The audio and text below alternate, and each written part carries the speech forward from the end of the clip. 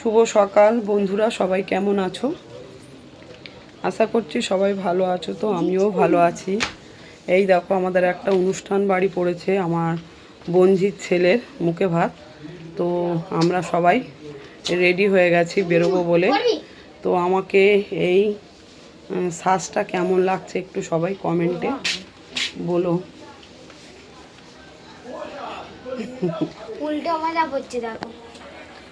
দেখো বন্ধুরা, এই শাড়িটার এই ব্লাউজটা পরেছি আর এই সাজটা সেজেছি, কেমন লাগছে একটু সবাই কমেন্টে জানিও।